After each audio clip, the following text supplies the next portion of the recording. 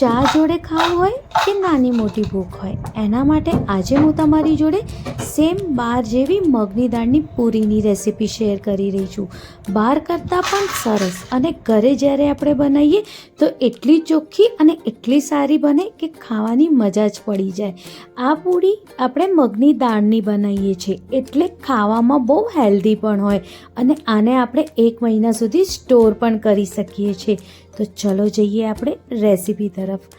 મગની દાળની પૂરી બનાવવા માટે મેં અહીંયા અડધી વાટકી જેટલી મગની દાળ લીધી છે.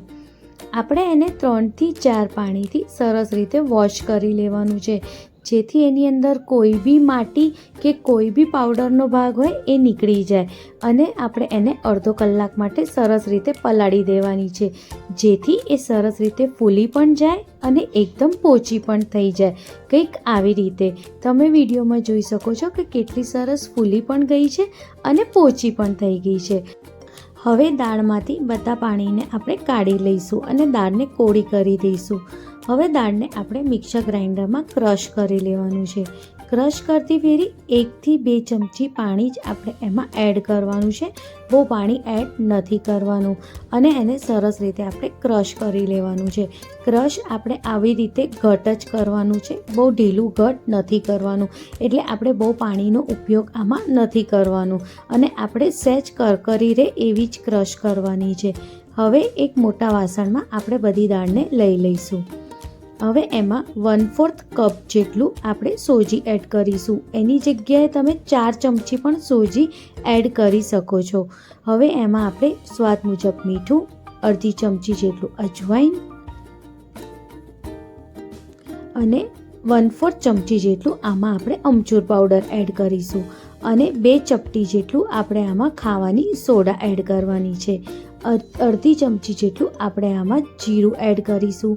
1/4 ચમચી જેટલું આપણે આમાં હિંગ એડ કરવાની છે અને 1 ચમચી જેટલું આપણે આમાં કસૂરી મેથી એડ કરવાની છે.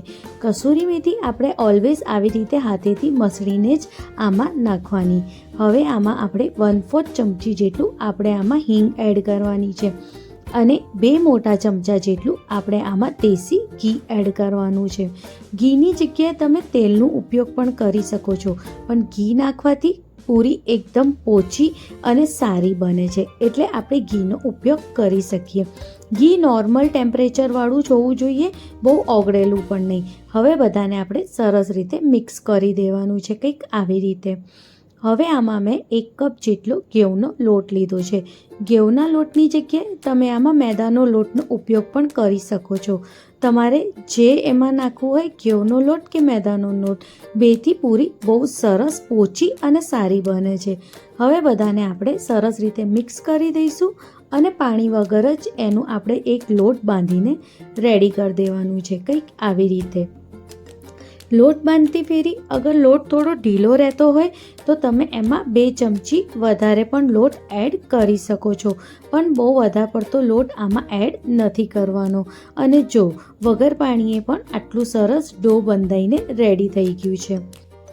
હવે આની ઉપર આપણે અડધી ચમચી જેટલું ઘી નાખવાનું છે અને ઘી નાખીને એને સરસ રીતે આપણે મિક્સ કરી દેવાનું છે, કંઈક આવી રીતે, જેથી જે લોટ છે એ સરસ રીતે પોચો પણ થઈ જાય અને સરસ રીતે સેટ પણ થઈ જાય. હવે આપણે એને 10 મિનિટ માટે સાઈડમાં સેટ કરવા મૂકી દઈશું. ત્યાં સુધી આપણે એની વચ્ચે જે આપણે મિક્સર લગાવવાનું છે એની રેડી કરી દઈએ. આમાં મેં 1 ચમચી જેટલું ઘી અને 1 ચમચી જેટલું ઘઉંનો લોટ લીધો છે અને બેને સરસ રીતે આવી રીતે મિક્સ કરીને એક મેં મિક્સર રેડી કરી દીધું છે, જેથી જે આપણી પૂરી છે એ એકદમ સરસ પરવાળી બનશે. 10 મિનિટ પછી એકવાર આપણે ફરીથી એને સરસ રીતે આવી રીતે હાથેથી મસળી લઈશું અને એક નાનો ભાગ લુવો લઈને એને સરસ રોટલીની જેમ આપણે વણી લેવાનું છે. રોટલીથી થોડો મોટો જ લુવો લેવાનો છે અને વણતી ફેરી પણ આપણે એને પરોઠા જેટલું જાડો રાખવાનો છે, બહુ પતલો નથી રાખવાનું. હવે જે આપણે ઘી અને લોટનો જે મિક્સર રેડી કર્યો છે એને થોડું થોડું લઈને આવી રીતે લગાવી દેવાનું છે. આવી રીતે લગાવવાથી આ એક જાતનું ગુંદર છે, જેથી એ પૂરી સરસ રીતે ચોંટી પણ જશે અને એની વચ્ચે સરસ પડ પણ થશે. હવે આપણે આવી રીતે દબાઈને આવી રીતે વાળતા જવાનું છે. આપણે આવી રીતે ફોલ્ડ કરવાનું છે, જેથી એના અંદરના પડ એકદમ સારા બને. બસ આવી જ રીતે આપણે એકદમ ટાઈટ રીતે એને આવી રીતે ગોળ ગોળ વાળતા જવાનું છે.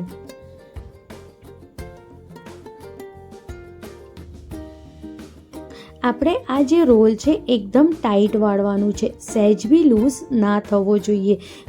બસ આવી જ રીતે આપણે ગોળ ગોળ આને વાળતા જવાનું છે, કંઈક આવી રીતે. બસ આવી જ રીતે આપણે એનો રોલ બનાવીને રેડી કરી દેવાનો છે. અગર રોલ વચ્ચેથી જાડો અને સાઈડથી પતલો હોય તો થોડો આપણે હાથની મદદથી એને આવી રીતે ફેલાઈ દેવાનું, જેથી રોલ એકદમ સારો થઈ જાય. હવે આપણે બે સાઈડની કિનારો પહેલાં કાઢી લેવાની છે અને હવે બધામાં આપણે એક જેવા માપથી કટ કરી દેવાનું છે, કંઈક આવી રીતે. જ્યારે બધું કટ થઈ જાય પછી બધાને આપણે છૂટા કરી દેવાનું અને એક એક લુવા લઈને આપણે આવી રીતે દબાઈને એને આવી રીતે પૂરીને વચ્ચેથી દબાવવાનું છે હાથની મદદથી અને એકદમ હલકા હાથે આપણે આવી રીતે લંબગોળ સાઇઝમાં પૂરીને વણી લેવાનું છે. તમે જોઈ શકો છો કે મેં કઈ રીતે અંગૂઠાની મદદથી એને વચ્ચેથી દબાયું અને વચ્ચેથી એને એકદમ હલકા હાથે આપણે એને વણી લેવાની છે. આપણે ગોળ નહીં પણ લંબગોળ જ એને બનાવવાની છે, કંઈક આવી જ રીતે. આવી રીતે આપણે બધી પૂરીઓને રેડી કરી દઈશું. જ્યારે બધી પૂરીઓ રેડી થઈ જાય પછી આપણે એક ડીશમાં એ પૂરીઓને લઈ લેવાની છે.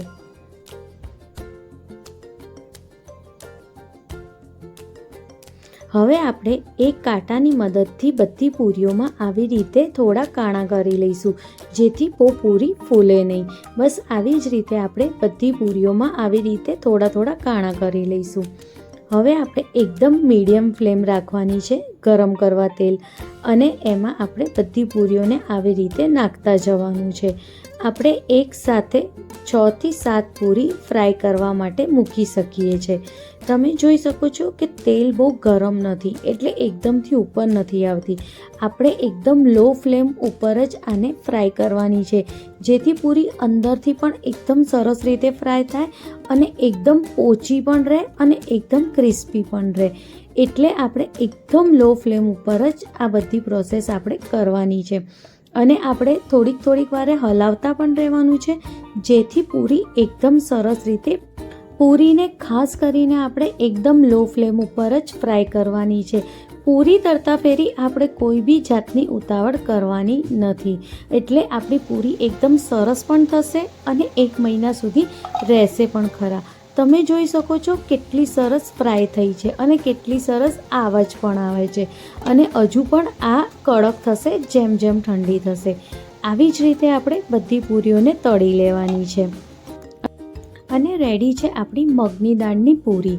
આ પૂરી ખાવામાં બહુ જ ટેસ્ટી અને બહુ જ હેલ્ધી છે. તમને મારી આ પૂરીની રેસીપી કેવી લાગી મને કમેન્ટ કરીને જરૂરથી જણાવજો. અને તમને મારી આ પૂરીની રેસીપી ગમે તો એને લાઈક, શેર અને કમેન્ટ કરવાનું ના ભૂલતા. અને તમારા દોસ્તો સાથે પણ જરૂરથી શેર કરજો. મળીએ એક નવી રેસીપી સાથે. Thank you.